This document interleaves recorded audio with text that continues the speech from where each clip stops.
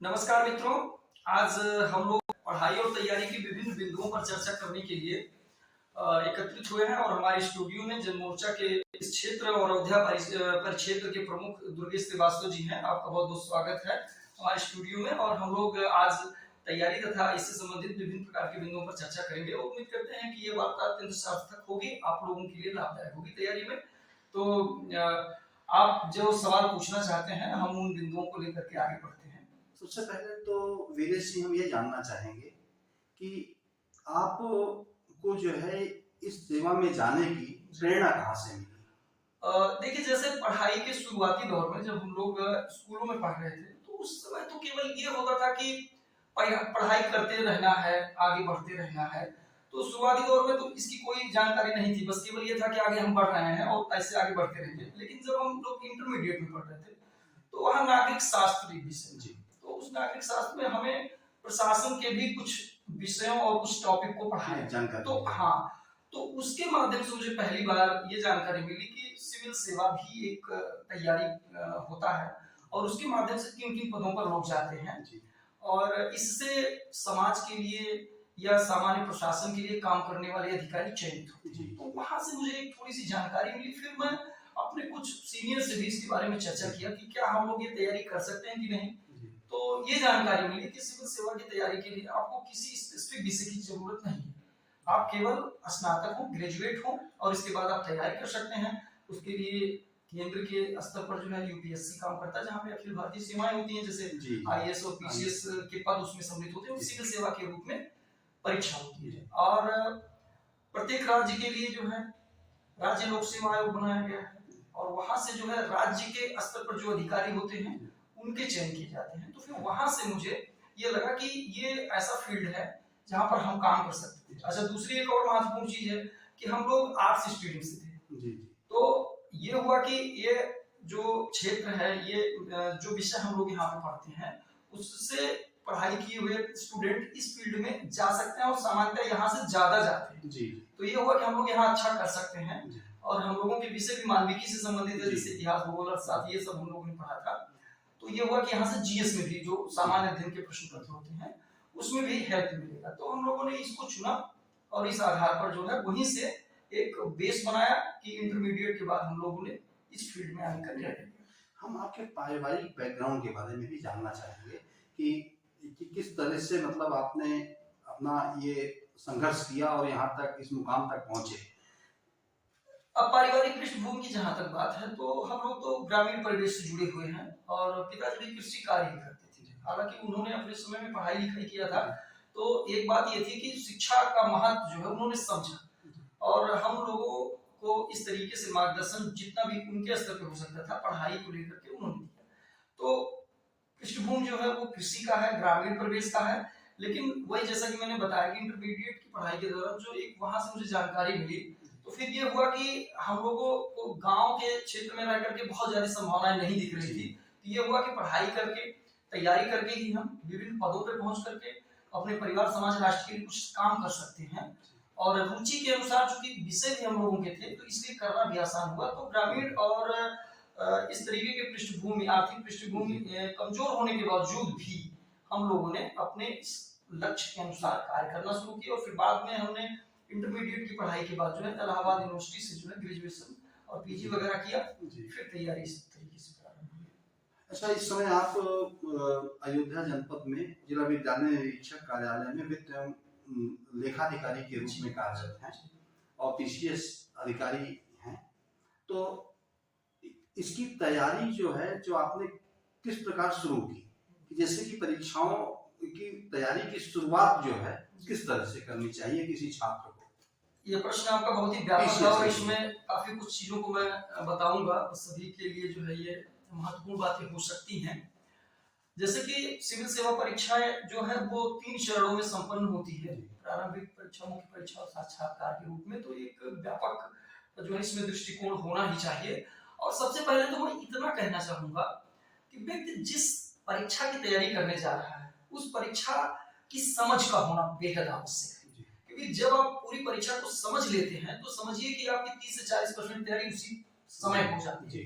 क्योंकि अगर आपको परीक्षा की ही समझ नहीं है तो आप किस दिशा में तैयारी करेंगे, किस स्तर की तैयारी करेंगे और क्या पाठ्यक्रम पढ़ेंगे, ये सारी चीजें इंपॉर्टेंट है। तो इसके लिए आवश्यक है कि आप जो है उसके पाठ्यक्रम को बेहतर ढंग से तैयार कर लें। पहली प्राथमिकता यह है कि पाठ्यक्रम को आप लें और पाठ्यक्रम के सभी सेक्शंस की अच्छे तरीके से तैयारी कर लें। तो इससे एक फायदा ये होगा कि जब आप अपने पाठ्यक्रम को समझ चुके होंगे और विभिन्न किताबों को पढ़ेंगे तो आपका दिमाग वहां पे काम करेगा कि ये चीजें हमारे पाठ्यक्रम में है, तो हमें इसको पढ़ना है। मतलब पहले सबसे पहले पाठ्यक्रम को Exactly, देखना चाहिए। पाठ्यक्रम की समझ होना बहुत आवश्यक है, जी। क्योंकि देखिए उसका क्षेत्र और विस्तार हाँ, क्या कहाँ है, कहाँ तक वहाँ है, पे हमें मेहनत करना है। हाँ कितना उसका दायरा है, क्या क्या है और उसकी गहराई क्या क्या है। जी। क्योंकि जब आप सिविल सेवा के पाठ्यक्रम को देखेंगे तो उसमें कुछ ऐसे भी टॉपिक मिलेंगे जो सामान्यतः हम लोग सुनते हैं लेकिन उसके बारे में बहुत अच्छे से जानते नहीं, क्योंकि व्यवहार ही इस तरीके के व्यक्ति को होता है कि बहुत चीजें सुनता है लेकिन अगर वो टफ होती हैं तो प्रयास नहीं करता, छोड़ देता है। लेकिन जब आपके पाठ्यक्रम में वो चीजें आप पढ़ेंगे और आपको ये लगेगा कि अब ये पाठ्यक्रम में आ गया है और सिविल सेवा में आगे चल के प्रश्न पूछा जाएगा, तो अब जब किताब आप पढ़ेंगे तो निश्चित तौर पर उसकी आपकी तैयारी करेंगे। अगर आप अपनी परीक्षा को लेकर के ईमानदार और जिम्मेदार हैं तो निश्चित तौर पर पाठ्यक्रम का निर्धारण बहुत आवश्यक है। अच्छा, तो जैसे कि प्रारंभिक परीक्षा होती है तो प्रारंभिक परीक्षा में ऑब्जेक्टिव क्वेश्चंस होते हैं, तो उनकी तैयारी किस तरह से होनी चाहिए और मुख्य परीक्षा की तैयारी में क्या अंतर है? जी जी, देखिए जैसे प्रारंभिक जो परीक्षा है वो वैकल्पिक प्रकार की होती है, तो इसमें सिलेबस पे आधारित आप जो है अपने स्टडी मटेरियल चाहे किताबों के माध्यम से चाहे नोट्स के माध्यम से आपको उपलब्धि हो जाते हैं जो है, क्योंकि आप पाठ्यक्रम एकदम निश्चित है तो उस पर आधारित किताबें हो जाती हैं और उन किताबों का 3 से 4 बार अवश्य अध्ययन कीजिए ताकि कॉन्फिडेंस आ सके। क्योंकि जिस तरीके से नकारात्मक मूल्यांकन आया है पिछले 3-4 साल पहले, तो आप जो है केवल जानकारी नहीं बल्कि उसके बारे में ज्ञान स्पष्ट होना आवश्यक है। स्पष्ट जब जानकारी होगी तभी आप प्रश्न को कॉन्फिडेंस के साथ कर पाएंगे। यदि पूरी तैयारी नहीं होगी या कोई प्रश्न ऐसा पूछा गया जिसके 2-3 पार्ट हैं वहां, अगर कुछ पार्ट आपको पता है तो भी माइनस मार्किंग के कारण से आप वो सवाल हल नहीं कर पाएंगे, क्योंकि माइनस मार्किंग में ये होना आवश्यक है कि आपकी एक स्पष्ट जानकारी होनी चाहिए। क्योंकि प्रश्न जैसे पूछ रहा है कि जलवायु परिवर्तन, मान लीजिए एक उदाहरण मैं दे रहा हूँ, जलवायु परिवर्तन क्या है, एक पॉइंट में कोई उत्तर उसमें लिखा है, जलवायु परिवर्तन से संबंधित एक सम्मेलन इस तिथि को हुआ है, जलवायु परिवर्तन से के कारण से ये समस्याएं हो रही, 3 पॉइंट दे दिया। अब मान लीजिए कि अगर आपको प्रथम 2 पॉइंट पता है, तीसरा नहीं पता तो भी उत्तर नहीं कर पाएंगे, क्योंकि विकल्प वहां पर कैसे दिया रहेगा कि 1 और 2 सही है, 1 2 3 सही है, 1 और 3 सही है, 1 2 3 सभी सही है। तो इसमें जब आप एकदम वो कॉन्सेप्ट क्लियर कर चुके होंगे तभी आप उस प्रश्न को हल कर पाएंगे। तो प्रारंभिक परीक्षा की रणनीति ये होनी चाहिए कि पाठ्यक्रम पर आधारित आपके टेक्स्ट बुक या नोट्स हो और उस नोट्स का 3 से 4 बार अवश्य अध्ययन होना चाहिए, ताकि एकदम क्लियर जो है आपकी जानकारी हो सके और आप कॉन्फिडेंस के साथ वहां पे उत्तर कर पाए। इसीलिए कई बार ये होता है कॉन्फिडेंस का, जो जहां तक हम लोग जिक्र कर रहे हैं कि 100 मार्क्स 100 क्वेश्चन जो पूछे जा रहे हैं प्रारंभिक परीक्षा में जीएस के, तो वहां पे कई बार ये होता है कि 70 क्वेश्चन करने वाला व्यक्ति सिलेक्ट हो जाता है और 85 क्वेश्चन करने वाला व्यक्ति बाहर हो जाता है। इसके पीछे लॉजिक यही है कि उसने 85 क्वेश्चन भले किया लेकिन उसका विजन क्लियर नहीं था या उसके कॉन्सेप्ट क्लियर नहीं थे और न आते हुए सवालों को उसने ट्राई किया, सॉल्व किया और वो सवाल गलत हुए। गलत में ये तो वो उत्तर नहीं मिले, नंबर नहीं मिलेंगे उन प्रश्न पे, और दूसरी बात ये है कि जो आपने अभी तक नंबर पाए भी है उसमें से भी नंबर कट जाएंगे। तो इसलिए वहां पे ये क्लियर होना आवश्यक है कि अब जो है काम चलाओ पढ़ाई से कुछ नहीं होने वाला है और गलत प्रश्नों को बिल्कुल छूना ही नहीं छूना चाहिए। देखिए उसमें भी एक रेशियो, जहां तक अपनी अपनी हर व्यक्ति की रणनीति होती है, हम लोगों का ये मानना है कि अगर किसी भी सवाल में आपको 80% तक जानकारी है, जैसे कुछ होता है कि आपको क्लियर है पर थोड़ी बहुत आशंका है, तो 80% तक अगर आ रहे हैं आपको तो आप कर सकते हैं, क्योंकि 80% आने वाले अगर 4 सवालों को हल करते हैं तो उसमें हो सकता है एक गलत हो लेकिन 2 या 3 आपकी सही होगी, तो उसमें मतलब नुकसान होने की संभावना नहीं है। लेकिन जो 100% सवाल नहीं आ रहे हैं उनको तो एकदम छोड़ देना, 50% तक अगर आ रहे हैं तो भी छोड़ देना है। हाँ, 70 से 80% का रेशियो अगर आप निश्चित हैं, क्लियर है, तो आप हल कर सकते हैं। तो प्रारंभिक परीक्षा की रणनीति के लिए बस 2 ही बिंदु है कि पाठ्यक्रम पर आधारित बुक और नोट्स हो और उन नोट्स का 3 से 4 बार अध्ययन हो। इसी साथ एक और पॉइंट में जोड़ना चाहूंगा कि प्रीवियस ईयर के जो पेपर है उनका आप जरूर अध्ययन कर लीजिए, क्योंकि देखिए उससे दो चीजें पता चलती हैं। एक तो ये कि अगर वो सवाल आते हैं तो सीधा का सीधा आपका वो हल हो जाएंगे और वो कम समय में हल होंगे। जिस सवाल को आप सीधे के सीधे हल करके आए होते हैं वहां पे समस्या नहीं होगी। और दूसरी बात यह है कि उससे आपको प्रश्न के स्वरूप को समझने में मदद मिलती है कि किस तरीके के प्रश्न पिछले कुछ वर्षों में पूछे जा रहे हैं, शायद उसी तरीके के प्रश्न आगे भी कुछ न कुछ जरूर पूछे जाएंगे। इसके साथ में आपको पेपर की कठिनाई का स्तर पता चलता है, क्योंकि देखिए हर परीक्षा का अपना स्तर होता है। आप जो है बीएड एंट्रेंस देने जा रहे हैं उसका स्तर अलग होता है, पीसीएस के पेपर देने जा रहे हैं उसका स्तर अलग होता है। जब आप यूपीएससी के जो है प्री का पेपर देने जाएंगे तो पूरी तरीके से डिफरेंट होता है। तो कुल मिलाकर के ये चीज समझना आवश्यक है कि प्रीवियस ईयर के पेपर से एक तो जो कहते हो प्रश्न अगर पूछता तो वो हल हो जाता है, दूसरा प्रश्न पत्र की कठिनाई का स्तर पता चलता है। तो ये दोनों ही पॉइंट ऑफ व्यू से आप प्रीवियस ईयर के पेपर को जरूर साफ करिए। और परीक्षा जब नजदीक हो, जैसे एक साल का लेकर के टाइम चल रहा है, मान लीजिए अभी इस बार जैसे मई में पेपर शेड्यूल है, तो आप अभी 2 महीने पहले से आप प्रत्येक सप्ताह एक दिन, चाहे संडे हो या कोई दिन, आप निश्चित कर लीजिए वो टेस्ट पेपर जरूर करिए, या मार्क टेस्ट भी आप स्वयं कर सकते हैं। प्रीवियस ईयर के पेपर हो या कहीं पे कोई बुक में दिया गया हो, तो वो आप ईमानदारी से उतने समय में आप हल कीजिए और ये देखिए कि हमारे कितने सवाल सही हो रहे हैं ईमानदारी से। तो आपको खुद अपना स्तर पता चल जाएगा कि हम कहाँ पे स्टैंड कर रहे हैं, हमारी कहाँ कमी है, या किन सेक्शंस में हम ज्यादा काम करें जिससे सुधार करें और पेपर में हम अपना बेहतर दे सकें, अपने दावेदारी मजबूत कर सकें। तो प्री की रणनीति को मिला के अगर एक लाइन में बताया जाए तो पाठ्यक्रम पर आधारित बुक और नोट्स, उसका 3 से 4 बार अध्ययन, प्रीवियस ईयर के पेपर को सॉल्व करना और परीक्षा से 2 महीने पहले टेस्ट सीरीज में सम्मिलित होना, ये पूरा सूत्र है जो है प्रीवियस। अच्छा, ये कंपटीशन के तैयारी के लिए किस क्लास से बच्चों को शुरू करना चाहिए? देखिए ये जो है इसका तो कोई एक फैक्चुअल जवाब नहीं दिया जा सकता है, क्योंकि हर व्यक्ति की अपनी रणनीति होती है, हर व्यक्ति की अपनी अंडरस्टैंडिंग होती है परीक्षा को लेकर के। लेकिन अगर इंटरमीडिएट में पढ़ाई कोई भी स्टूडेंट कर रहा है तो उसको इतना तो समझ लेना चाहिए कि अब हमें आगे किस दिशा में पढ़ाई करना है। भाई इंटरमीडिएट में अगर आप पढ़ाई कर रहे हैं और उसके बाद आप निश्चित कर लेते हैं कि मुझे सिविल में जाना है, तो आप अपने रुचि के अनुसार अपनी किताबें, अपना पाठ्यक्रम उस दिशा में मोड़ दीजिए, क्योंकि ग्रेजुएशन की जो पढ़ाई होती है वो सबसे इम्पोर्टेंट है। किसी भी परीक्षा के लिए जो है ग्रेजुएशन की पढ़ाई सबसे इम्पोर्टेंट है। और मैं जहां तक समझता हूँ सिविल सेवा में अगर बात की जाए तो लगभग 70 से 80% जो पाठ्यक्रम है वो आपके ग्रेजुएशन में मिल जाता है। हाँ, उसके थोड़े से ये हो सकते हैं कि आपके पढ़ने के तरीके थोड़ा सा स्टैंडर्ड में भी चेंज हो, पर पाठ्यक्रम की जहां तक बात है तो वो 70 से 80% पाठ्यक्रम आपके ग्रेजुएशन में होता है। इसीलिए इन्हीं बातों को ध्यान में रखते हुए यूपीएससी या यूपीपीएससी या अलग स्टेट की पीएससी भी जो है आपके एज को भी इस तरीके से निर्धारित किया है कि ग्रेजुएशन होने के बाद आप 21 वर्ष के आसपास होंगे तो आपका न्यूनतम एज जो है 21 रखा है, और न्यूनतम जो क्वालिफिकेशन है, एजुकेशनल क्वालिफिकेशन है, वो भी उसने ग्रेजुएशन रखा हुआ है। अब यूपीएससी का कोई भी परीक्षा आप देने जाएंगे वो ग्रेजुएशन रखा हुआ सिविल सेवा में, इसी तरीके से पीसीएस में भी है। तो कुल मिलाकर के इंटरमीडिएट तक स्टूडेंट को ये समझ लेना चाहिए कि हमारी तैयारी किस दिशा में होनी चाहिए, या हम जैसे मतलब इंजीनियरिंग लाइन में जाना चाह रहे हैं या मेडिकल लाइन में जाना चाह रहे हैं या सिविल सर्विसेज के क्षेत्र में जाना चाह रहे हैं, तो वहां पे तो सुनिश्चित हो जाना चाहिए।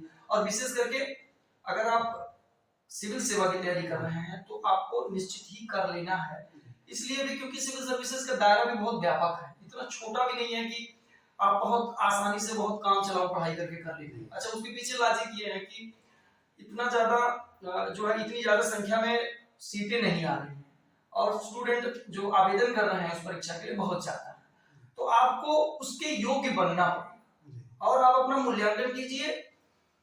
और जब ये आप समझ लीजिए कि हमारे पाठ्यक्रम की तैयारी हो गई है, हमारे लेखन कौशल विकसित हो गया है, अभी तो हम मुख्य परीक्षा तक नहीं पहुंचे हैं, हम उसी पे आने वाले हैं, तो मुख्य परीक्षा के स्तर पर हमारा जो लेखन कौशल है वो विकसित हो गया है, तभी आप परीक्षा में बैठे, क्योंकि अदरवाइज फ्रस्ट्रेशन होगा, विशेष करके अगर आप यूपीएससी में जा रहे हैं। जब तक उत्तर लेखन में कौन-कौन सी सावधानियां बरतनी चाहिए? आप देखिए जिस तरह से देखिए उत्तर लेखन का जो कौशल है वो धीरे धीरे विकसित होता है, और विशेष करके जब आप कोई सवाल पढ़ते हैं, जैसे प्रश्न वहां जो पूछे जाते हैं वो कई बार ऐसे होते हैं कि 2 पार्ट 3 पार्ट में पूछा जाता है, तो आपको सबसे महत्वपूर्ण चीज ये है कि अगर वो 250 शब्दों में सवाल पूछा गया है या 200 में, ऐसे ही प्रश्न पूछे जा रहे हैं, 150, 200, 250 इसी के रेंज में सवाल पूछे, तो आपका उत्तर अत्यंत संतुलित होना चाहिए। संतुलित का मतलब 3 पार्ट में है, तो आपको 50-50 शब्दों में तीनों लिख करके 150 शब्द पूरा करना है। ऐसा नहीं कि 100-125 शब्द एक पार्ट कर दिया, उसके बाद जो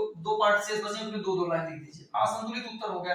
क्योंकि आपको जो पार्ट लिखेंगे उसका उतना ही नंबर मिलेगा, आने वाले पार्ट का अलग से नंबर मिलेगा तब जब आप उसका लिखेंगे। तो इसलिए ये संतुलन होना आवश्यक है कि जितना सवाल पूछा गया है उतना उत्तर आप लिखिए, जो चीजें पूछी गई हैं वो चीजें आप लिखिए, जितनी चीजें और शब्द सीमा भी है उसका भी आपका अनुपालन करना होगा, क्योंकि जैसे आप अधिकारी बनने जा रहे हैं तो उसी तरीके से आपके उत्तर लेखन में भी एक अनुशासन झलकता है। अगर आप यहाँ नहीं अनुशासन मेंटेन कर पा रहे हैं तो ये कमीशन या एग्जाम कंडक्टिंग बॉडी आपसे समझता है कि शायद ये अपने जीवन और प्रशासन में भी जाके अनुशासित नहीं रहेंगे, तो वो भी एक उसका मूल्यांकन करने का नजरिया होता है। दूसरी बात यह है, उत्तर हमेशा सरल लिखने का प्रयास होना चाहिए शुरुआती तौर में। ऐसा नहीं कि बहुत जटिल लिखने का प्रयास में आप गलत लिखो, सरल लिखेंगे तो धीरे धीरे क्या होगा कि उसमें निखार आता जाएगा, अच्छे शब्दों का आपका समावेश होता जाएगा। और सबसे पहले सरल लिखिए, धारा प्रवाह लिखिए, और एक दूसरे वाक्य जो है एक दूसरे से जुड़े हुए होने चाहिए, जैसे इंटरकनेक्टेड। ये नहीं कि आप कोई चीज कहीं लिख रहे हो किसी इतिहास के बारे में, उसके बाद आगे भूगोल के बारे में पहुंच जाइए। धारा प्रवाहित होना चाहिए, जैसे उसे लिखे पता चले काफी मूल्यांकन करने वाले को कि इसमें एक धारा प्रवाह है, एक स्पष्टता है उसमें। और जब आप बार बार प्रैक्टिस करते हैं किसी विषय के बारे में तो निश्चित तौर पर वो उत्तर लेखन की क्षमता का विकास होता है। और सामान्यतः उत्तर में 3 पार्ट होते हैं। एक तो ये होता है कि उसकी एक पृष्ठभूमि हो, जिसको सामान्य परिचय आप कह सकते हैं। दूसरे पार्ट में आपका मेन कंटेंट उत्तर का होता है, और तीसरे में आपका विचार होता है जो आप निष्कर्ष कह सकते हैं। तो इसमें भी सावधानी होना चाहिए कि जो आपके स्टार्टिंग के जो पार्ट होंगे, परिचय वाला पार्ट होगा, वो बहुत बड़ा नहीं होना चाहिए, क्योंकि वो आपका उत्तर नहीं होगा, वो आपका पृष्ठभूमि होता है। बीच का जो पार्ट कंटेंट है वो थोड़ा सा बड़ा लिखिए, और उसी में सारी बातें आप मुख्य बातें उसी में लिखिए, और लास्ट में निष्कर्ष भी 2 से 3 लाइन में लिखिए, क्योंकि आपको समय का भी ध्यान रखना है। टाइम मैनेजमेंट बहुत इंपॉर्टेंट है। अगर आप समय का प्रबंधन नहीं कर पाते हैं तो निश्चित तौर पर आपके कुछ सवाल बाद में छूट जाएंगे, और फिर वही बात होगी जैसे एक प्रश्न के कुछ पार्ट छूट जाना, वैसे ही उस पूरे प्रश्न पत्र के अगर कुछ प्रश्न छूट जाएंगे तो उसके तो उत्तर आपको मिलेंगे नहीं। भले आप पहला प्रश्न दूसरा प्रश्न बहुत अच्छा किए हो, लेकिन 20 अंक के प्रश्न में आपको 22 नंबर तो मिलना नहीं है। तो इसलिए आपको यह संतुलन बनाना है कि समय का प्रबंधन बहुत आवश्यक है, और दूसरा कि शब्द सीमा को ध्यान में रखना है, तीसरा कि उस उत्तर के जो पार्ट हैं उन पार्ट्स को फॉलो करते रहना है, और ये एक दिन में कतई नहीं बन पाता है। इसके लिए आपको कई बार जो है प्रश्न पत्रों को हल करना पड़ता है। जैसे इसी परीक्षा के बारे में बात करूं, जिसका मैं परीक्षा देकर के जो आया हूँ, पीछे 2016 के माध्यम से मेरा चयन हुआ है जी। और उस मुख्य परीक्षा के मेंस के पहले हम लोगों ने लगभग हर पेपर का जो है एक और कुछ पेपर के 2 प्रश्न पत्र हम लोगों ने अपने स्टडी रूम पे भी जो है हल कर लिया था।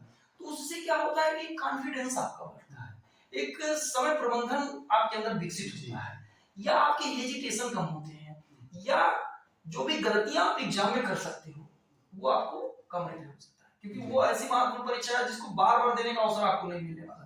इसलिए जो गलतियां वहां हो सकती हैं वो आप कमरे पे हल करो, तो उससे जो है आप में काफी कुछ सुधार हो जाएगा। और हम जब आप ऐसा करके जाएंगे तो आपको ऐसा लगेगा जैसे हम कमरे पर हल कर रहे थे वैसे एग्जाम में बैठ के हल करेंगे, आप बहुत ही सहज महसूस करेंगे और कोई प्रेशर नहीं होगा, और आप जैसे होगा ना खेल खेल में कोई चीज कर जाना, वैसे ही आप कर जाते हैं।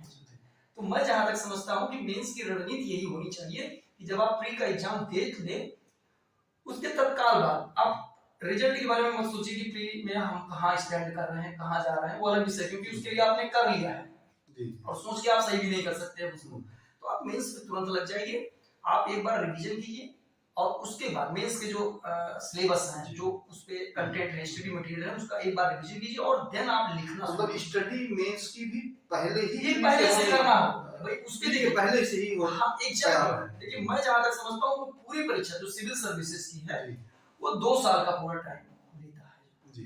2 साल में आप पूरा कंप्लीट करेंगे, मतलब 1 साल पहले पूरी आप तैयारी कीजिए, परीक्षा में मत जाइए, क्योंकि इतना भी सरल या इतना भी लिमिटेड एग्जाम नहीं है कि आप 4-6 महीने में हल कर लेंगे पूरा और आप अच्छे पदों पे चयन हो जाएंगे। इससे बेहतर है कि आप एक साल एग्जाम मत दीजिए, एक साल आप पूरा बेहतर ढंग से आप पढ़ाई कीजिए, अगले वर्ष में आप आवेदन कीजिए और प्री का एग्जाम दे करके फिर तुरंत मेंस में लग जाइए। तो जो पहले साल में आपने मेंस की तैयारी किया है उसको वहां पे जाकर 1 से 2 बार जी, रिवीजन कीजिए और देन आप जो है उसका लिखना, ये इंपॉर्टेंट है क्योंकि जो आप लिखेंगे उसी का मार्क्स मिलता है वहाँ। जी। ऐसे इंटरव्यू के लिए तो वहाँ 100 मार्क्स हम्म, और संघ लोक सेवा में 275 मार्क्स से साक्षात्कार हो रहे जी। हैं, तो उसका दायरा बहुत लिमिटेड है। अच्छा सर, ये तो जैसे कि लिखित परीक्षा की बात हो गई, मुख्य परीक्षा की। अब जैसे कि इसके बाद आता है इंटरव्यू। जी तो जिस तरह से प्रारंभिक परीक्षा की तैयारी, मुख्य परीक्षा की तैयारी के लिए एक अलग स्ट्रेटेजी होती है, तो वैसे ही व्यक्तित्व तो एक बहुत कठिन चीज होता है। निश्चित। तो उसके लिए किस तरह से एक छात्र को अपने मतलब व्यक्तित्व में परिवर्तन लाना चाहिए शुरू से, कि जिससे कि वो अच्छे से इंटरव्यू को फेस कर सके, और वहां पे इंटरव्यू में पहुंचने पे कौन कौन सी सावधानी बरतनी चाहिए? देखिए साक्षात्कार जैसे ये तैयारी व्यक्ति की चलती है, इंटरमीडिएट के बाद व्यक्ति अपना विजन क्लियर कर लेता है कि मुझे कहाँ पे जाना है, किस फील्ड में तैयारी करना है, तो उसके अनुसार व्यक्ति के व्यक्तित्व में सुधार होना शुरू हो जाता है यदि व्यक्ति अपने लक्ष्य को लेकर के ईमानदार है और जिम्मेदार है। क्योंकि जो चीजें हमें या आपको नहीं अच्छी लगती वो किसी को अच्छी नहीं लगती, और वो इसी की परीक्षा वहां पर लेता है और आपकी ईमानदारी का टेस्ट करता है कि आप वास्तव में इंटरव्यू में जब आए हुए हैं, साक्षात्कार में आए हुए हैं, तो आप कितना ईमानदार हैं। क्योंकि वहां पे आप जाएंगे तो अगर कोई सवाल पूछता है कैंडिडेट से कि अगर आप रोड क्रॉस कर रहे हैं, कोई बुजुर्ग व्यक्ति क्रॉस नहीं कर पा रहा है, तो आप क्या करेंगे? तो डेफिनेटली कैंडिडेट तो यही बताएगा ना कि हम रुक करके उसका हेल्प करेंगे, रोड को पार करने में उसका सहयोग करेंगे। ये तो हर कोई उत्तर ये एकदम नपातुला उत्तर है, लेकिन वो इसके पीछे की आपके मनोविज्ञान को जानने का प्रयास करता है कि इस कथन को बोलने में आप कितना ईमानदार हैं, क्योंकि इसी का टेस्ट वहां पे हो रहा है। इसलिए मनोवैज्ञानिक भी बैठते हैं। तो जब आप पहले से उस तरीके का माइंड सेट बनाने का प्रयास करते हैं, आप अपने व्यक्तित्व को उस तरीके से निखारने का प्रयास करते हैं, तो धीरे धीरे आप एक अधिकारी बनते हैं, एक व्यक्ति से एक कंपटीटर से एक अधिकारी बनते हैं। और वास्तव में अधिकारी तो रिजल्ट के बाद आप बनते हैं, लेकिन वो उसके पहले जानना चाहता है कि आप अधिकारी कितना बन चुके हो। इसलिए आपके अंदर ईमानदारी का गुण भी होना चाहिए। और दूसरी चीज, जब आप अपने पाठ्यक्रम का अभी तक जो आपने पढ़ाई किया उसका ईमानदारी से आपने पढ़ाई किया और अच्छे पेपर्स हुए हैं, तो आपका कॉन्फिडेंस 70% वैसे ही बढ़ जाता है। इसका अर्थ ये है कि जो अधिकारी बनना चाहता है उसको बनने के पहले अपने व्यक्तित्व में पूरे अधिकारी की गुण भी आ जाने चाहिए। जैसे आप देखते होंगे, जैसे कोई व्यक्ति कहता नहीं, जैसे आप भीड़ में कहीं सब्जी खरीदने आप जाते हैं तो शाम को देखते हैं यार ये तो ऐसा लग रहा है कि अधिकारी है, तो ऐसा कैसे कह रहा है भैया? तो उसके हाव भाव से कह रहा है, उसकी बात करने के तरीके से कह रहा है, उसके ड्रेस सेंस से कह रहा है।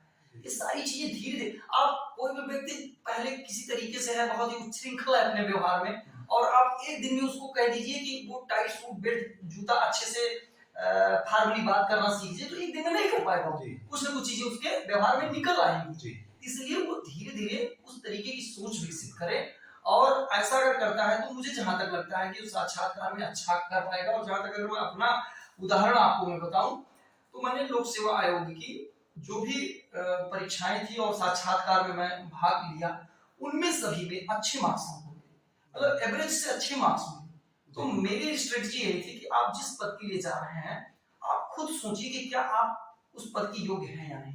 मतलब ईमानदारी से आप खुद अपना मूल्यांकन कीजिए, और अगर आपको नहीं लगता तो निश्चित तौर पर साक्षात्कार के मेंबर को भी नहीं लगेगा, क्योंकि जो चीजें सत्य आपके अनुसार है वही उसके अनुसार भी है। बस केवल आप ईमानदार रहिए, मेहनत का गुण आपके अंदर होना चाहिए, निष्पक्षता होनी चाहिए, आप में संवैधानिक दृष्टिकोण होना चाहिए, नैतिक मूल्य होना चाहिए। ये सारी चीजें, आपका दृष्टिकोण कभी धार्मिक नहीं होना चाहिए, कभी आपका दृष्टिकोण राजनीतिक नहीं होना चाहिए, क्योंकि आप जब प्रशासन में जाते हैं तो आप इन सब चीजों से अलग होकर के, आपके सामने जिस भी तहसील में, जिस भी जिले में आप अधिकारी बन रहे हैं, जहां तक मैं सोचता हूँ कि उसमें जितने भी नागरिक हैं, जितने भी निवासी वहां के हैं, वो सारे जो है एक समान आपके लिए होना चाहिए। उसमें कोई क्राइटेरिया होनी ही नहीं चाहिए, बस केवल एक क्राइटेरिया है सभी लोग समान है। सभी लोगों की शिक्षा को लेकर के, स्वास्थ्य को लेकर के, वहां सड़कों के विकास को लेकर के, स्कूल के विकास को लेकर के, लोगों के लिए जो योजनाएं चल रही हैं उसको लेकर के हमारा दृष्टिकोण एकदम जो है निष्पक्ष, एकदम साफ सुथरा होना चाहिए। और मैं बताऊं कि जब इस आधार पर आप नौकरी भी करते हैं ना, बहुत ही आपको अंदर से सुकून और संतुष्टि मिलती है कि आप अच्छे से काम कर पा रहे हैं। तो ये सब गुण आपके अंदर विकसित होना चाहिए धीरे धीरे, और ऐसा करके आप जाएंगे तो मैं बताऊं आप हंसते मुस्कुराते जाएंगे और खुश होकर के इंटरव्यू में आएंगे। और एक चीज और जान लीजिए कि इंटरव्यू से जब निकलते हैं कोई गेट से, तो वहां पे सब लोग सेवा के पहले बाहर मीडिया से भी लोग रहेंगे, सीनियर स्टूडेंट भी रहेंगे, या आगे जो साक्षात्कार में उसी साक्षात्कार में आगे के डेट में जो सम्मिलित होना चाह रहे हैं वो सब कुछ से खूब पूछते हैं, और वो जान जाते हैं कि इनका इंटरव्यू सही हुआ है कि नहीं हुआ, क्योंकि वो कॉन्फिडेंस से आता है। तो हमारे साथ में भी ऐसे ही जिन भी साक्षात्कार में हम गए तो हम बहुत ही सहज ढंग से गए। आप तो देख रहे हैं ऐसा भी नहीं, कोई हमारी पर्सनालिटी भी बहुत ऐसे फिजिकली बहुत ज्यादा है, पर मेरा जो प्रेजेंटेशन था बहुत ही सहज था, और मैंने जो भी चीज बताया सहज ढंग से बताया। जो आप नहीं जान रहे हैं उत्तर, उस उत्तर को भी आप ईमानदारी से बताइए कि सॉरी सर इसके बारे में मुझे जानकारी नहीं है, या जिन सवालों के आप बारे में कुछ जानते हैं, थोड़ा बहुत जानते हैं, तो आप उसके बारे में बताइए कि सर मुझे इसके बारे में पूरी जानकारी तो नहीं है, मैं थोड़ा बहुत जानकारी रखता हूँ, अगर सर इजाजत हो तो मैं बताऊं। तो ये चीजें बताती हैं कि सामने वाला व्यक्ति बहुत अनुशासित है, अनुशासित है, ईमानदार है। तो डेफिनेटली आपको यही चीज साबित करना, और जब आप यही छोटी छोटी चीजें लोगों से डिफरेंट करेंगे तो आप अलग हैं। क्योंकि व्यक्तित्व का मतलब क्या होता है? व्यक्तित्व किसी व्यक्ति की वह विशेषताएं होती हैं जो लोगों से उन्हें अलग करती हैं। जी तभी तो जैसे कोई व्यक्ति कहते हैं कि इनका व्यक्तित्व बहुत अच्छा है, तो वही चीजें हैं जो औरों से उसको अलग कर रही हैं। अगर औरों के बराबर ये सब चीजें हैं तो वो उसका व्यक्तित्व नहीं कही जाएंगी, क्योंकि वो तो सामान्य चीजें हैं। तो इसलिए आपको ये छोटी छोटी चीजें वहां पे ईमानदारी के साथ प्रस्तुत करना है। और एक चीज मैं और एक सूत्र के रूप में बताऊं साक्षात्कार अच्छा करने का, कि कभी साक्षात्कार में ये नहीं सोचना चाहिए कि आप कितने गलत सवालों का जवाब गलत मतलब कि सवालों का जवाब नहीं दे पाए। कभी भी ये व्यक्ति को नहीं सोचना चाहिए कि हम कितने सवालों का जवाब यहाँ पे नहीं दे पा रहे हैं, बल्कि ये सोचना चाहिए कि हम जिन सवालों का जवाब नहीं दे पा रहे हैं उनको नहीं कहने का तरीका क्या है, उसमें कॉन्फिडेंस होना चाहिए। क्योंकि उसी के प्रेशर को संतुलित करना, उसी के प्रेशर का सामना करना ही इंटरव्यू है। आप एकदम सहज रहिए, आप ईमानदार रहिए, नहीं आ रहा आप ईमानदारी से कह दीजिए। आप एक सवाल नहीं बता पाते, दो सवाल नहीं बता पाते, तीन सवाल नहीं बता पाते, अगर इंटरव्यू के पैनल में 4 मेंबर हैं तो वो कोशिश करते हैं कि आप अगला सवाल बताइए, आप से सिंपल सवाल पूछे जाएंगे। उनका भी उद्देश्य होता है कि व्यक्ति कॉन्फिडेंस में आए, प्रेशर को झेलने की कैपेसिटी क्या है, एग्जैक्टली ये चीज इंपॉर्टेंट है। और जब आपने प्रारंभिक परीक्षा की तैयारी अच्छी, मुख्य परीक्षा की तैयारी अच्छी किए हैं, तो एक चीज उल्टा ध्यान से सोचिए कि अब हमारी स्थिति जहां पे है एक स्टूडेंट वहीं पे हो सकता है, क्योंकि कोई भी स्टूडेंट जो यूपीएससी का या यूपीपीएससी का टॉपर भी होता है वो ये नहीं कह सकता कि इंटरव्यू में मुझसे कोई सवाल गलत नहीं होगा, ये गारंटी कोई नहीं दे सकता, लेकिन वो टॉप करता है। तो उसकी कुछ विशेषताएं इसी किस्म की होती हैं कि वो जाएगा, सामान्य रूप से बैठेगा, अच्छे से प्रश्नों का उत्तर देने का प्रयास करेगा, प्रयास ही कर सकता है, 100% गारंटी नहीं। और इंटरव्यूअर अगर चाह लेगा कि आप उत्तर न दे पाए तो वो उत्तर आप नहीं दे पाएंगे, ये भी आप सुनिश्चित हो लीजिए। क्योंकि आप जो है कुछ विषयों के जानकार हो सकते हैं या सभी विषयों के सामान्य जानकार हो सकते हैं, वहां पे हर विषय के एक्सपर्ट बैठे रहेंगे और एक मनोवैज्ञानिक भी बैठे रहेंगे, तो आप ये दावा नहीं कर सकते। बस आप कोऑपरेट कीजिए, इंटरव्यू कोऑपरेट कीजिए। और वो कभी नहीं, इंटरव्यूअर नहीं चाहता है, पैनल कभी नहीं चाहता है कि आप उत्तर ना बता पाए, क्योंकि भाई वो क्यों ऐसा चाहेगा, क्योंकि उसका भी उद्देश्य है कि हम ऐसे स्टूडेंट को सिलेक्ट करें जो कुछ अपनी बात को अभिव्यक्त कर पाता है, जिसमें अधिकारी के गुण हैं। तो वो भी अगर आप एक दो सवाल नहीं बता पाते हैं तो वो ये सवाल पूछ लेता है कि भाई आपके जो है कौन से इंटरेस्ट एरिया है, एरिया ऑफ इंटरेस्ट आपसे पूछेगा, और वो आपसे उन क्षेत्र से सब सिंपल सवाल पूछेगा, सरल सवाल पूछेगा। तो उसमें घबराने की कोई जरूरत ही नहीं है, और बस केवल आप आराम से बताते हैं, वो आपकी घबराहट को ही नोट करेगा। घबराहट पे नंबर कट सकते हैं, लेकिन ना कहने पे नहीं कटेंगे। बस आप आराम से ईमानदारी से कहिए, और अगर कुछ सवालों का कुछ भाग आपको आ रहा है तो आप अनुमति लेकर के उसको कहिए कि सर अगर आपको अनुमति हो तो मैं बताऊं, और निश्चित तौर पर वो कहेगा कि हाँ से और से बताइए, जो है क्योंकि वो भी चाहेगा कि आप कुछ न कुछ जरूर बोलें, है ना। तो ये ही रणनीति है इंटरव्यू। अच्छा सर, अभी गवर्नमेंट ने जल्दी में हाल में इसी मार्च में ही एक परिवर्तन किया है पीसीएस लोक सेवा आयोग की परीक्षा में, कि जिसमें विषय को हटा करके उत्तर प्रदेश बेस्ड जीएस 5 और 6 को इंट्रोड्यूस किया है। तो उस पर आप क्या कहना चाहेंगे कि अब इस पे किस तरह से बच्चों को और फोकस करना होगा। देखिए, जैसे कि अभी जो पूर्व में परीक्षा के जो फॉर्मेट थे उसमें विषय भी होता था, जीएस के 4 पेपर होते थे, तो लंबे समय से इस तरीके की मांग भी हो रही थी और उसके पीछे की कुछ समस्याएं भी थी। समस्याएं ये थी कि जैसे स्केलिंग एक ऐसा जो सिस्टम था लोक सेवा आयोग का, हम ये नहीं कहते कि वो गलत था, उसका अपना एक फार्मूला था, उसके आधार पे वो करता था, लेकिन स्टूडेंट में और बहुत से सिलेक्टेड स्टूडेंट को भी जो ये चीजें समझ में नहीं आती थी कि वो किस सूत्र से किस तरीके से उसको अप्लाई करता है, कि उसी पेपर में एक ही विषय के उसी पेपर में एक कैंडिडेट के मार्क्स बढ़ जाते थे और दूसरे के घट जाते थे। ऐसा मेरे भी साथ 1-2 बार हुआ है, क्योंकि कई परीक्षाएं हम लोगों ने दिया है और कुछ में मार्क्स उतने ही रहते थे और कुछ में काफी मार्क्स घट जाते थे एक्चुअल मार्क्स और स्केल्ड मार्क्स के अंदर। तो ये बहुत आरोप प्रत्यारोप इस पे लगते थे और ये तभी होता था जब सब्जेक्ट होता था, क्योंकि अलग अलग लोगों के सब्जेक्ट होते थे। तो एक तो ये समस्या सॉल्व होगी, इसमें स्केलिंग को लेकर के जो प्रॉब्लम थी वो सॉल्व हो जाएगी। दूसरा एक ह्यूमैनिटीज और साइंस के विषयों को लेकर के था कि मानविकी के जो विषय हैं, इतिहास है, भूगोल है, राजनीति शास्त्र है, समाजशास्त्र, तो इसमें आपको उतने सॉलिड मार्क्स नहीं मिलते थे जितने कि साइंस के जो सब्जेक्ट होते थे, जैसे मैथ होते हैं, साइंस है, केमिस्ट्री है। तो ये भी एक जो है उसमें आरोप प्रत्यारोप का विषय बनता था कि साइंस में, मैथ में उनको अच्छे मार्क्स मिल गए, अगर हमारे होते तो हमको भी अच्छे मार्क्स मिलते, क्योंकि 20 नंबर के मार्क्स में जो क्वेश्चन में जो है कभी भी आप कितना भी अच्छा लिखो 20 मार्क्स नहीं मिल सकता, लेकिन मैथ में अगर आपने सही लिखा तो 20 मार्क्स मिल सकते हैं। लेकिन फिर भी वहां भी स्केलिंग का चक्कर होता ही था कि स्केलिंग में कहीं साइंस के सब्जेक्ट्स को कभी किसी बार अच्छा हो गया, कभी आर्ट्स के विषयों में हो जाता था। तो ये 2-3 पॉइंट जो है वो कि एक तो ह्यूमैनिटीज और इसका मामला होता था साइंस का, और दूसरा स्केलिंग का विषय होता था। ये तब होता था जब सब्जेक्ट होते थे, लेकिन अभी जो पैटर्न इसमें एक्सेप्ट किया वो ये किया हुआ है कि अब सभी के लिए एक समान प्रश्न पत्र जो है वहां पे आयोजित किए जाएंगे। तो जो मुख्य परीक्षा के लिए इस तरीके के परिवर्तन किए गए हैं, इसकी मांग भी हो रही थी। और अगर सिविल सेवा में सुधार की बात की जाए तो ये अभी तक का ये सबसे बड़ा और बहुत ही महत्वपूर्ण सुधार है कि जब सबके लिए एक समान प्रश्न पत्र कर दिया है, कोई किसी के ऊपर आरोप प्रत्यारोप नहीं लगा सकता, बहुत ही ईमानदारी से जो है अपने दावे व्यक्ति प्रस्तुत कर सकता है और उसके अनुसार एक बहुत ही फैक्चुअल तरीके से अगर देखा जाए तो वो परिणाम में अपनी भागीदारी को महसूस कर पाएगा। और एक आपने वाक्यांश इसमें और शामिल किया कि उत्तर प्रदेश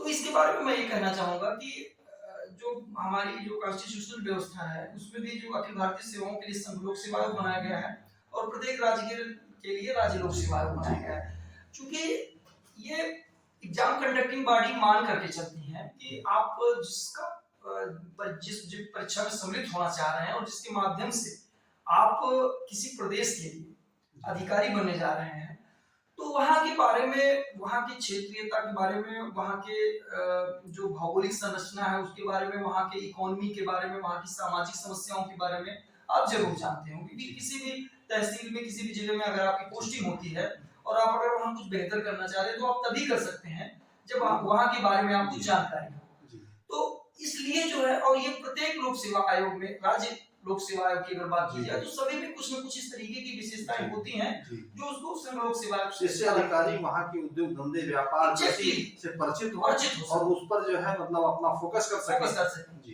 इसके पूर्व में भी मैंने एक वीडियो लेक्चर में इस बात को बताया भी था कि इसमें क्या क्या चीजें सम्मिलित होनी चाहिए। और देखा जाए तो वो जो प्रेडिक्शन था लोक सेवा आयोग ने जब अपना जीएस के 5th और 6th पेपर को डिजाइन किया तो उसमें सेम चीजें एकदम आई, जैसे यहाँ की भौगोलिक संरचना क्या है, यहाँ उच्च आवाज की क्या विशेषताएं हैं, यहाँ किसानों की क्या समस्याएं हैं, कृषि की क्या विशेषताएं हैं, मानसून का क्या रोल है, सामाजिक समस्याएं क्या है, आदिवासी की क्या समस्याएं हो सकती हैं, बुंदेलखंड की क्या प्रॉब्लम हो सकती है, दुग्ध व्यवसाय की क्या चीजें हो सकती हैं और औद्योगिकरण को लेकर के क्या संभावनाएं उत्तर प्रदेश में हो सकती है। इन सारी चीजों को उन्होंने इन दोनों पेपर्स में सम्मिलित किया। तो डेफिनेटली ये बहुत अच्छी चीज है कि इसके माध्यम से जब लोग इस फील्ड के बारे में जानते रहेंगे तो आगे चल करके जो पॉलिसी मेकिंग होती है उसमें ये अपना रोल अदा कर पाएंगे। क्योंकि उत्तर प्रदेश में अगर आप परीक्षा दे रहे हैं तो डेफिनेटली सरकार का ये उद्देश्य होता है कि हम ऐसी पॉलिसी बनाएं जिससे प्रदेश का विकास हो सके, लोगों को रोजगार भी मिल सके, क्योंकि जब डेवलपमेंट होगा जो इंडस्ट्री है वो स्टैब्लिश होंगी, तो डेफिनेटली इस तरीके के जो रोल वहां पे आएंगे।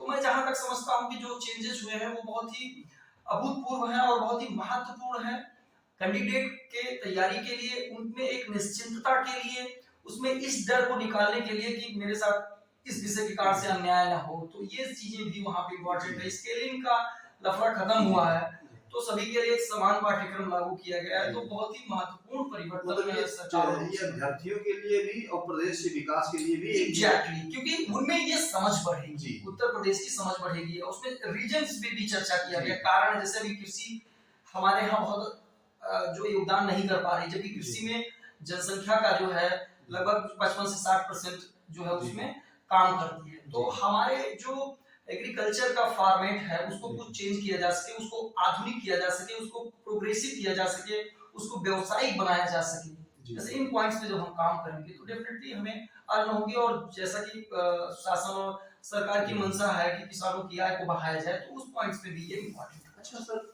एक और भी महत्वपूर्ण प्रश्न आता है कि परीक्षा में शामिल तो बहुत सारे बच्चे होते हैं और सब उम्मीद लेकर के सफलता की, लेकिन सफलता बहुत सीमित का क्षेत्र बहुत सीमित होता है। तो ऐसे में सफलता भी मिल सकती है, असफलता भी मिल सकती है, और किस तरह से जो है उनको अपने को मानसिक रूप से परीक्षा देने की पूर्व ही तैयार रहना चाहिए सफलता असफलता के लिए, जिससे कि भविष्य में जो है मतलब असफलता मिलने पर मतलब उनके व्यक्तित्व में या मतलब सामना कर सके, सामना कर सके। 2-3 पॉइंट्स इसमें एकदम क्लियर है। एक तो जैसे इस बात को हम लोगों को ये समझना आवश्यक है कि जो पढ़ाई है और विशेष करके एकेडमिक पढ़ाई, क्योंकि इसका एक अपना एक एज है, और परीक्षा में सफल होना ये जीवन का एक भाग है, इसे आप पूरा जीवन नहीं मान सकते हैं। और दूसरी बात यह है कि जैसा मैंने बताया कि जब आप किसी एग्जाम के लिए किसी परीक्षा में आप पार्टिसिपेट करने जा रहे हो, तो 1 साल 1.5 साल आप उसकी बेहतर ढंग से तैयारी कीजिए। आप किसी फील्ड में मत जाइए, तो हर फील्ड में हाथ पांव मारने की जरूरत नहीं है, उस फील्ड की तैयारी कीजिए ताकि आप अपने में महसूस कर सकें कि अब हमारी तैयारी इस परीक्षा के योग्य हो चुकी है, और फिर अपना अटेम्प्ट आप दीजिए। एक बार अटेम्प्ट दीजिए, होता है या नहीं होता है, कोई प्रभाव या कोई भी प्रभावित हुए, आप अगले अटेम्प्ट को बेहतर ढंग से दीजिए। इस तरीके से 2 या 3 अटेम्प्ट आपको बेहतर ढंग से देना है। अगर आप वहां अच्छा कर पाते हैं तो, या नहीं कर पाते तो आप अपने साइड में जो आपकी रुचि है, जो एक जैसे होता है कि आप मेट्रो सिटी में जाते हैं कि साइड बिजनेस का होता है, तो आप कोई भी नौकरी कर सकते हैं, पर वहां की तैयारी आप करते रहिए, क्योंकि जब आप यहाँ पे 2 साल तैयारी रखना चाहिए। एग्जैक्टली, विकल्प तो, लेकिन आप तैयारी में कोई इसमें कमी नहीं कीजिए कि हम विकल्प पे ज्यादा फोकस करें। पहले आप जो आपके मतलब लक्ष्य है, जो आप रुचि के अनुसार लक्ष्य का निर्धारण किया है, उसमें 1 से 1.5 साल अच्छे से तैयारी कीजिए, देन आप अटेम्प्ट दीजिए, 2 से 3 अटेम्प्ट दीजिए।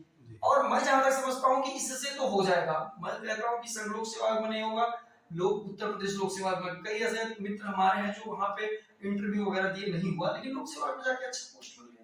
तो ऐसा नहीं कुछ कहा जा सकता कि अगर आप ईमानदारी से और मेहनत से अगर अच्छी मतलब तरीके से तैयारी कर जाए तो होगा नहीं, लेकिन फिर भी कुछ लोगों का तो नहीं ही होता है।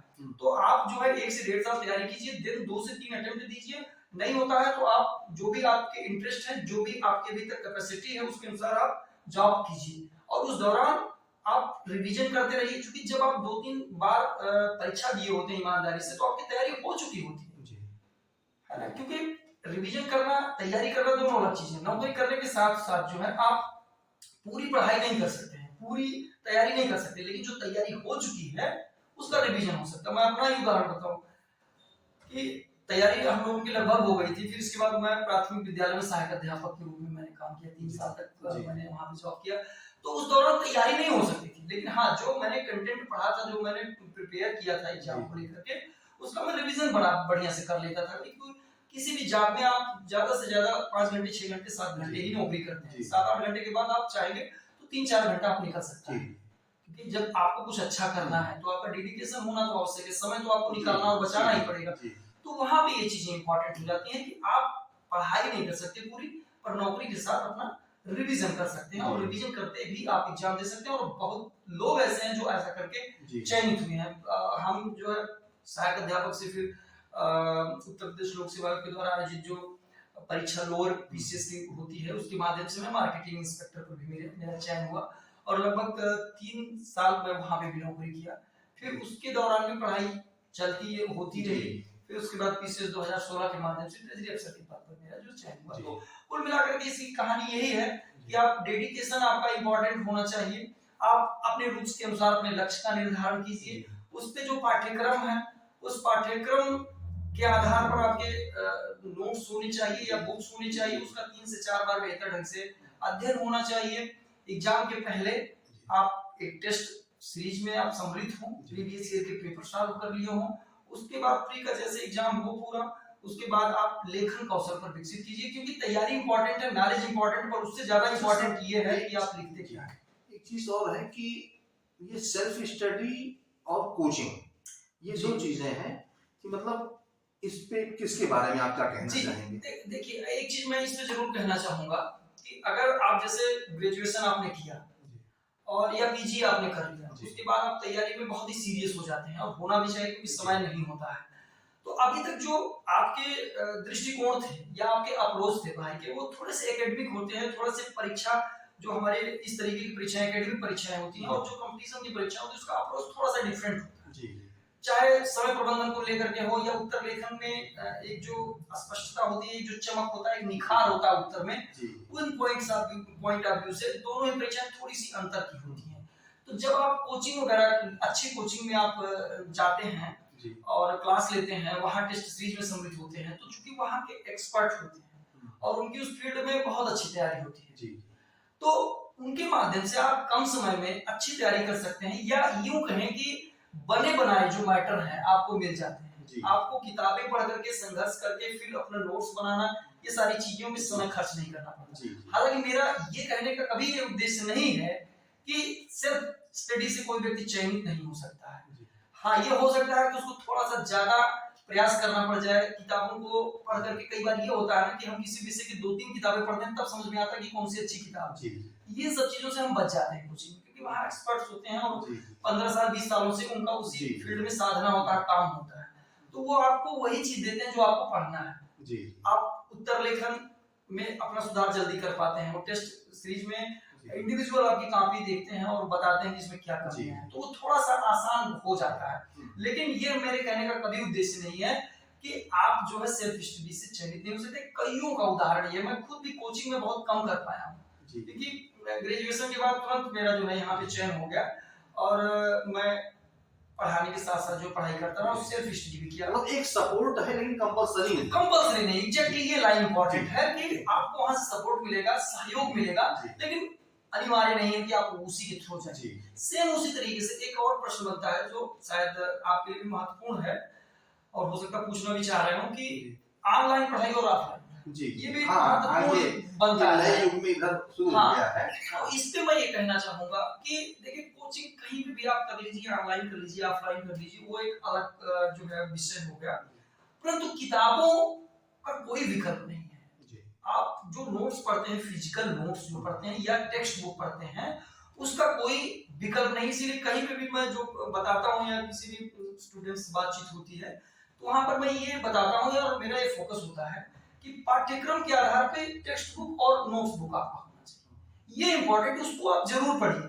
भले आप ऑनलाइन आप पढ़ लीजिए या किसी टॉपिक के लिए ऑनलाइन पढ़ लीजिए, लेकिन जो बेस बुक है, जैसे मान लीजिए अगर आपको संविधान एवं राज्य व्यवस्था पढ़ना है, अब वर्तमान समय में वैसे किताबें तो बहुत हैं, मान लीजिए कि लक्ष्मीकांत की किताब जो है ज्यादा लोग पढ़ रहे हैं संविधान राज्य व्यवस्था के लिए, तो आप उस बेस बुक को जरूर 2-3 बार पढ़िए, क्योंकि किताबें जो होती है ना, कहा जाता है किताबें बोलती हैं। उससे क्या होता है ना कि एक रचनात्मकता विकसित होती है, एक क्रिएटिविटी आती है व्यक्ति में कि आप किसी विषय में कैसे सोच सकते हैं। क्योंकि उसमें क्या होता है ना कि जो चीजें पढ़ाई जानी है उसके साथ साथ में कुछ एग्जांपल दिए होते हैं, कुछ केस स्टडी दिए होते हैं, तो उससे चीजों को या उस टॉपिक को समझने में मदद मिलती है और आपका व्यापक दायरा होता है।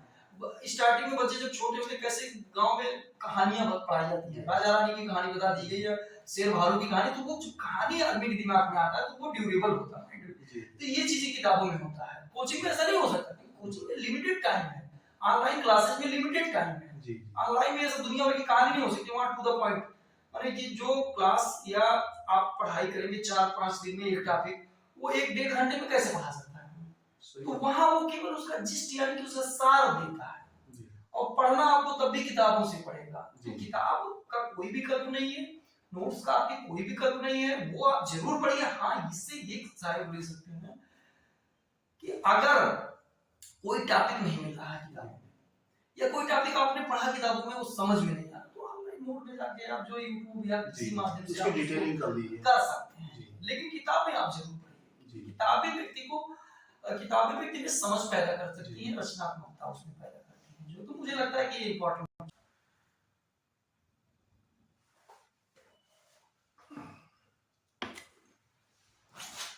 अच्छा, तो जैसे कि हम ये तुम्हें ये जानना चाहेंगे कि जैसे आप जिन आप जैसे कि यूट्यूब पर काफ़ी कुछ मतलब है कि मोटिवेटर के रूप में काम कर रहे हैं, करियर के बारे में गाइड करते हैं। तो हम चाहेंगे कि मतलब कुछ ऐसे बच्चों को संदेश जो तैयारी कर रहे हैं, उनको क्या देना चाहेंगे संदेश? देखिए, वैसे तो इतनी लंबी बातचीत है, इसमें सारी बातें इसमें आ ही नहीं। जी, जी।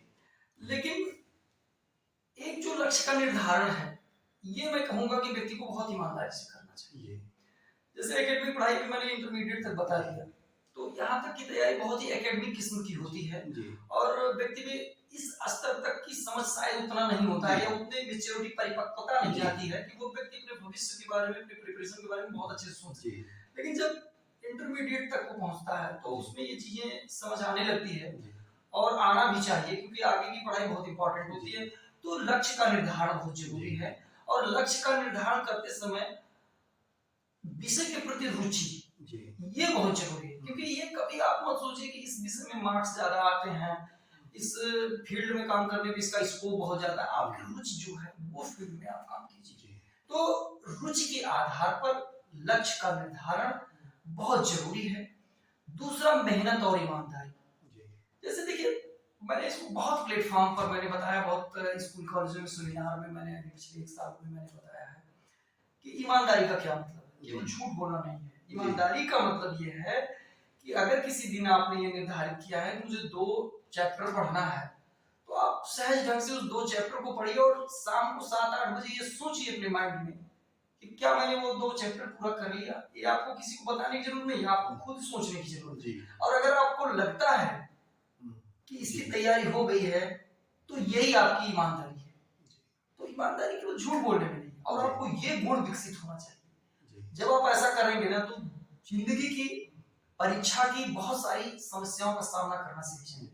बहुत से स्टूडेंट होते हैं, जैसे आप परीक्षा में 10 बच्चों से पूछिए पेपर कैसा हुआ, दे करके आ रहे हो, हाँ पेपर भैया बढ़िया हुआ। 10 लोग बढ़िया कहेंगे, लेकिन 10 लोगों का क्या नंबर एक जैसा होगा? नहीं होगा। इसका मतलब है कि उन्होंने बढ़िया जो कहा, उसके पीछे की कहानी सबकी अलग अलग थी, लेकिन फिर भी सब लोगों ने जबरदस्ती बढ़िया कह दिया।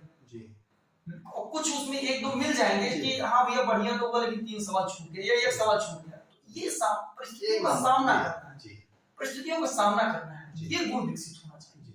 क्योंकि आप किसी बनावटीपन को लेकर के, जबरदस्ती किसी चीज को अपने ऊपर अच्छाई के रूप में थोप करके आप सामने वाले को सेटिस्फाइड कर सकते हैं, पर जिंदगी में आगे नहीं बढ़ सकते। तो अपने पढ़ाई के साथ साथ अपने व्यक्तित्व को भी जो है, हाँ, अच्छा, ये जो है आपके साक्षात्कार का सवाल भी यहाँ जस्टिफाई होता है, जिससे आप वहां पे भी इसको अपने व्यक्तित्व का सर्वांगीण विकास करता हुआ पाएंगे। तो ईमानदारी जो होना आवश्यक है कि आपको जो करना है वो आपको सोचना खुद है, किसी के कहने से नहीं कि माता पिता बैठे हैं तो पढ़ रहे हो, नहीं तो फिर कोई बात नहीं। आपको खुद सोचना है, और आप अगर जो प्लान आपने किसी दिन के लिए बनाया आपने कर लिया, तो यही आपकी ईमानदारी। और मेहनत तो है ही, कि जो है मेहनत का कोई विकल्प नहीं होता, क्योंकि जब आप इतने व्यापक परीक्षा में आप पार्टिसिपेट करने जा रहे हैं, तो मेहनत तो आपको करना ही करना है। मेहनत करके ही जो है आप आगे बढ़ सकते हैं, अपने पाठ्यक्रम को समय से पूरा कर सकते हैं। मेहनती अगर कोई व्यक्ति नहीं है, तो ऐसा नहीं कि वो पढ़ेगा नहीं अच्छे से, लेकिन जो पाठ्यक्रम एक समय में पूरा होना नहीं हो पाएगा। इसलिए मेहनती भी होना आवश्यक है, और श्रम के महत्व को तो खैर हर जगह स्वीकार नहीं किया जाता है। तो मेहनत होना और ईमानदारी के साथ मेहनत करना, ये बहुत ही महत्वपूर्ण चीज है। अगली एक इंपॉर्टेंट चीज और मैं ऐड करना चाहूंगा कि व्यक्ति को जीवन में कभी भी शॉर्टकट नहीं अपनाना चाहिए। मतलब सही तरीका होना चाहिए, सही रास्ते पे चल करके जो है आपको आगे बढ़ने का प्रयास होना चाहिए। कभी संक्षिप्त रास्ता नहीं अपनाना चाहिए। जैसे परीक्षा में आप जा रहे हैं पार्टिसिपेट करने, 6 प्रश्न पत्र आपके मेंस में लगे हुए हैं, तो 6 प्रश्न पत्र को आप सही से तैयारी कीजिए, जी सभी का संतुलित रूप से तैयारी कीजिए। ये कभी मत सोचिए कि पिछली बार इतने इतने चीजें पूछी गई तो शायद इस बार ना पूछी जाए, तो उसको छोड़ के हम सीरीज पढ़ लेते हैं। जी आपको अपना दायरा व्यापक करना है, क्योंकि सिविल सेवा में ऐसा कोई टॉपिक नहीं रखा गया है जो अनुपयुक्त हो, जी निरर्थक हो, ऐसा कोई टॉपिक नहीं। सारी टॉपिक उसकी एक कमेटी होती है, उस पे थिंक टैंक होता है, वो सोच समझ के डिजाइन किया जाता है सिलेबस की भाई उत्तर प्रदेश में पशुपालन की अगर समस्या है, पशुपालन को वैज्ञानिक ढंग से करना है। इसलिए किया जा रहा है कि उत्तर प्रदेश एक ऐसा प्रदेश है जहाँ पे पशुओं की संख्या बहुत ज्यादा है। अगर हम उसको वैज्ञानिक ढंग से करना शुरू कर देंगे तो लोगों की भी इनकम बढ़ेगी और प्रदेश में दूध का उत्पादन बढ़ेगा, एक्सपोर्ट होगा, इनकम आएगी। तो ये सारी चीजें इंटरकनेक्टेड हैं और वो प्रदेश के विकास के लिए और व्यक्ति की आय दोनों ही पॉइंट ऑफ व्यू से मानते। तो ये तो मैं एक उदाहरण बता रहा हूँ, सारे टॉपिक के लिए ये चीजें जरूरी है। तो आपको शॉर्टकट नहीं अपनाना है, आपको जो भी तौर तरीके हैं पूरे पाठ्यक्रम का ईमानदारी से तैयारी करना है, मेहनत से तैयारी करना है, तो शॉर्टकट चीजें नहीं अपनाना है। और दूसरा एक चीज ये है कि कभी पाठ्यक्रम को तथ्यों पे केवल मत पढ़िए, वो कॉन्सेप्ट पे पढ़िए। अब इसको ऐसे बता दे अगर एक एग्जांपल के माध्यम से कि जैसे वर्तमान समय में पर्यावरण में अवनयन हो रहा है, अवनयन मतलब उसके गुणों में कमी आ रही है। तो इस पर अगर एक निबंध लिखना हो तो अब इसको व्यक्ति अगर कॉन्सेप्ट में तैयार करेगा तो कैसे कर सकता है। एक उसका पृष्ठभूमि, जैसे मैंने भी उत्तर में 3 पार्ट बताया था, वैसे भी कि उसकी एक पृष्ठभूमि होती है। उस पृष्ठभूमि में आपको क्या लिखना है कि पहले जैसे कहानियां होती थी कि व्यक्ति और पर्यावरण में बहुत ही नजदीकी संबंध थे, या व्यक्ति जो है पर्यावरण में ही अपने जीवन के विकास को खोजता था, वृक्ष लगाता था, वृक्षों की कटाई नहीं करनी पड़ती थी क्योंकि जनसंख्या कम थी, तो उसको भूमि की कोई जरूरत इतना नहीं था कि वो वृक्षों की कटाई कर दे। तो उस समय व्यक्ति और पर्यावरण में जो है एक संतुलन था। लेकिन जैसे जैसे धीरे धीरे विकास होता गया, व्यक्ति ज्यादा तेजी से और कम समय में आगे बढ़ना प्रारंभ किया, तो भूमि का, प्राकृतिक संसाधनों का, जमीन का दोहन करना शुरू कर दिया, वृक्षों की कटाई शुरू कर दिया, तो वायु जो है प्रदूषित होना शुरू हो गई, ऑक्सीजन और कार्बन डाइऑक्साइड का संतुलन खराब होना शुरू हो गया। तो इस तरीके से धीरे धीरे उसमें समस्याएं उत्पन्न हुई और पर्यावरण अवनयन की एक संकट और समस्या हमारे सामने आई। ये आपका परिचय हो गया। इसके बाद आप उसका एक उदाहरण या दे सकते हैं या उसका एक परिभाषा दे सकते हैं कि पर्यावरण अवनयन कहते किसको हैं, कि भाई उसके जो हमारे पर्यावरण में, परिवेश में जो वायु का एक अनुपात है, वो अनुपात असंतुलित हो जाता है, तो इस रूप में वो पर्यावरण अवनयन कहलाता है। पर्यावरण प्रदूषण उसमें बढ़ रहा है।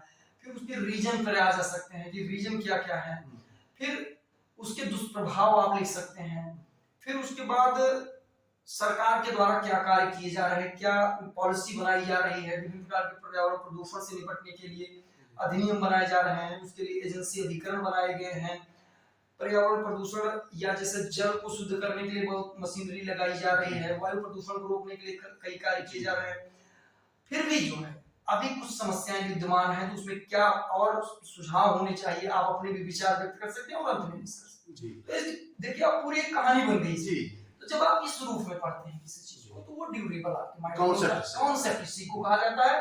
देन की फैक्ट की बजाय आप कॉन्सेप्ट पर जोड़ते हैं। तो ये अगर इसको एक लाइन में या 2 लाइन में कहना हो तो रुचि के आधार पर अपने लक्ष्य का निर्धारण और जो पाठ्यक्रम के आधार पर कंटेंट है उसका ईमानदारी और मेहनत से अवधारणात्मक यानी कि कंसेप्चुअल रूप में पढ़ाई करना, ये चीजें शामिल हैं। रटने की अपेक्षा समझने का काम दिया जाना चाहिए। और इस तरीके से जब आप पढ़ेंगे ना तो आप दूसरे को भी समझा सकते हैं। रटा हुआ चीज भूल जाता है ना। जैसे कि एग्जांपल हम दें कि अभी मान लीजिए कि किसी आदमी से कहिए कि अपने घर के 100 आइटम्स को जो है वो नोट डाउन करके दे, तो वो इमीडिएट लिख देगा।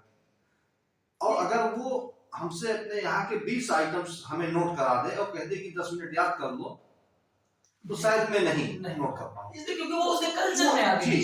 तो इसको हमें एब्सॉर्ब कर देना है, मतलब कॉन्सेप्ट बना करके उसको मंथन करके। अब कॉन्सेप्ट चीज कैसे होती है, कुछ चीजें कॉन्सेप्ट में क्या है, कुछ चीजें ऐतिहासिक घटनाक्रम पे हो जाती हैं। जैसे उसका क्रम होता है ना कि अगर कोई चीज ईयर वाइज होती है तो हम पहले से बाद में चलेंगे या बाद से पहले की तरफ चलेंगे।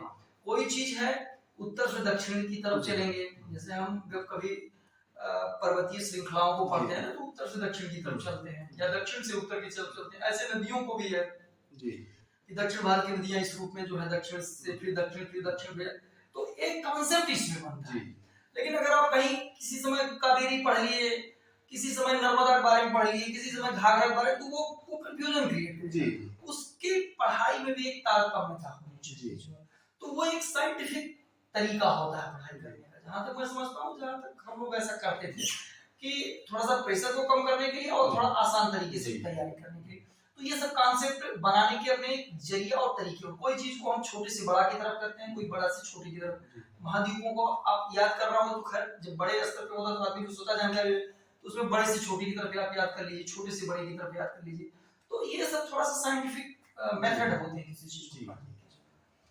बहुत अच्छा लगा आपसे वार्ता करके, बहुत जानकारी हुई और हमें पूरी उम्मीद है कि इसके माध्यम से जो है मतलब जो बच्चे तैयारी कर रहे हैं उनको बहुत लाभ प्राप्त होगा। और सरकारी सेवा के साथ साथ और इतने बिजी शेड्यूल और इतने जिम्मेदार पद पे रहते हुए भी आपके द्वारा जो मतलब ये बच्चों के लिए समय निकाला जा रहा है, वो एक मतलब उसके लिए आप धन्यवाद के पात्र हैं। बहुत बहुत धन्यवाद आपको। और एक्चुअली पैशनेट जब होता है कोई व्यक्ति किसी कार्य को लेकर के, तो निश्चित तौर पर वो कर ले जाता है। तो पैशन है कि एजुकेशन की फील्ड में काम किया जाए या टीचिंग की फील्ड में काम किया जाए। और इसी के चलते चैनल पर जो है अभी तक बहुत सारे वीडियो अपलोड किए गए, और उसको पढ़ करके लोग जब कुछ फीडबैक देते हैं तो बड़ा अच्छा लगता है कि उनको कुछ लाभ मिल रहा है। और दूसरी बात यह है कि हम लोग भी यहाँ तक पहुंचे, जो भी हम लोगों का छोटा बड़ा पोस्ट है वो अलग विषय है, पर यहाँ तक पहुंचने के पीछे की कहानी जो बड़ी संघर्ष की कहानी है। सर एक चीज हम अक्सर लोगों से कहते हैं कि जैसे मैं भी कवि हूँ तो मैं कविता लिखता हूँ, तो मैं लोगों से बताता हूँ मैं क्यों लिखता हूँ, लेख भी लिखता हूँ, कविता लिखता हूँ, क्यों लिखता हूँ। क्योंकि हमें ऐसा लगता है कि अगर मैंने जो परिस्थिति, जो प्रकृति ने हमें कूट-पीस करके अच्छा बुरा अनुभव दिया है, अगर उसको मैं अपने पीछे छोड़कर नहीं जाऊंगा तो लोग तो ये मतलब ये चोरी हो जाएगी कि मैं चुपचाप उसको लेकर के संसार से विदा हो गया।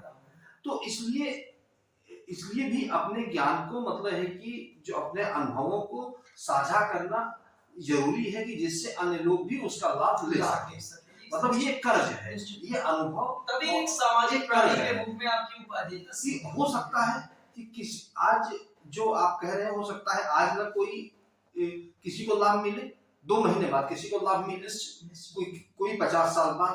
बड़े बड़े जैसे कि लोग थे, जीसस कहे गए बहुत सारी चीजें, सोक्रेटिस कहे गए, उस समय लोगों को नहीं समझ में आई, बाद में समझ में आई। लेकिन अगर वो नहीं कहे होते या लिखित रूप में ना होता या किसी इंस्टीट्यूट अगर वो ना कहे होते, वो अपने साथ लेकर के चले गए होते तो ना तो आज ऐसी ग्रेट आइडिया है वो आज तक लोगों को नहीं मिल पाती। तो ये बहुत जरूरी है, सभी को करना चाहिए। आप इतने अपने बिजी शेड्यूल में भी ये कर्ज उतार रहे हैं, कोशिश किया जाता है, ये बहुत बड़ी बात है। और ईश्वर जो है आपको और शक्ति दे कि जो है कि आप इस तरह से जो है मतलब करते रहें और लोगों को लाभ भी आपसे पहुंचता रहे। ये भी एक पुण्य का कार्य है सर। निश्चित तौर पर जो है ये आपकी जो है इस भावना के अनुरूप ही अभी तक किया जाता रहा, और आगे भी जो भी संभावनाएं हैं, जो भी क्षमता है, जो संभावनाएं हो सकती है उसके अनुसार कार्य किया जाता रहेगा। तो आप स्टूडियो में आए और विभिन्न बिंदुओं पर हम लोगों की सार्थक वार्ता हुई, इसके लिए आपको बहुत बहुत धन्यवाद।